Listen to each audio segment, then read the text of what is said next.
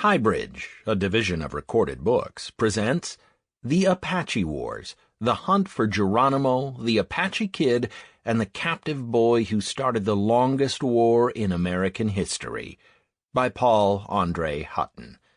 Read by Jonathan Yen. Prologue. On a crisp morning in late January, the boy tended his stock as he watched the dust cloud rising to the south at the far end of the narrow timbered valley. Felix was almost 12, but short and scrawny for his age, with a mop of red hair and fair skin. When the boy saw riders emerging one by one from the cloud of dust, their ponies splashing across the shallow creek, he ran to the little grove of peach trees some 300 yards from the ranch buildings where his mother and sister were. He knew this area was contested ground, in the heart of what the Mexicans and the Spanish before them had named Apacheria. The Mexicans had failed to settle the valley, driven out by the fearsome Apaches who lived in the mountains to the east and north.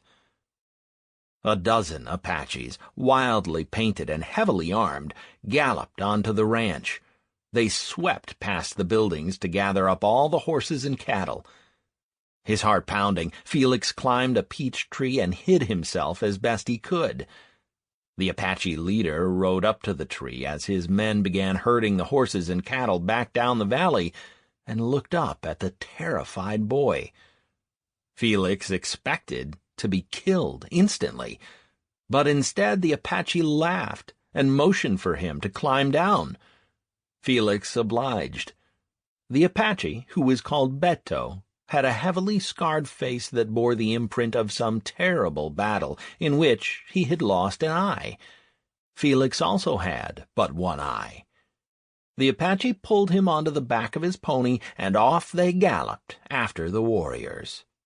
These Apaches were of the Aravaipa band, who lived to the northeast of the Sonoita Valley. The Aravaipa would come to call the kidnapped boy Coyote, after their trickster god, because they could never decide if he was friend or foe. Years later, white men would name him Mickey Free. The boy's kidnapping started the final struggle for Apacheria, the longest war in the history of the United States. This conflict would leave a trail of blood from the Pecos River in Texas through New Mexico and Arizona and deep into Mexico from 1861 to 1886. All sides in that conflict blamed Mickey Free for starting it. In time, the boy would come to play a pivotal role in the war, moving back and forth between the harshly conflicted worlds of the Apache and the white invader, never really accepted by either, but invaluable to both. This is Mickey Free's story, but it is also the story of his contemporaries, both friend and foe, red and white, whose lives were shaped by the violent history of the desert and mountains of the American Southwest and northern Mexico.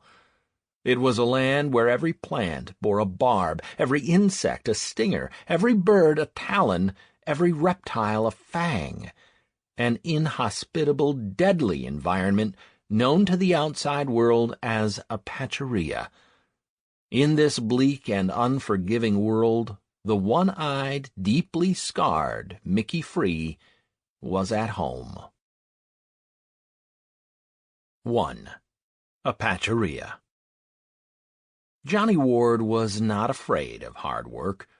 Born in Ireland in 1806, he had followed thousands of his brethren to America sometime in the 1840s. While many Irishmen took day labor jobs in the eastern cities, Ward pressed on to the far west in search of his fortune.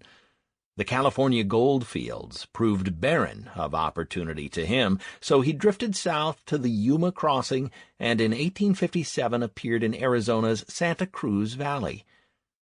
He went on to the Sonoita and took up a ranch, Charles Poston, the self-styled father of Arizona, remembered, forming a temporary partnership with a Mexican woman according to the customs of the country at that time.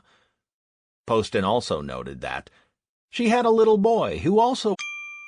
Sample complete. Ready to continue?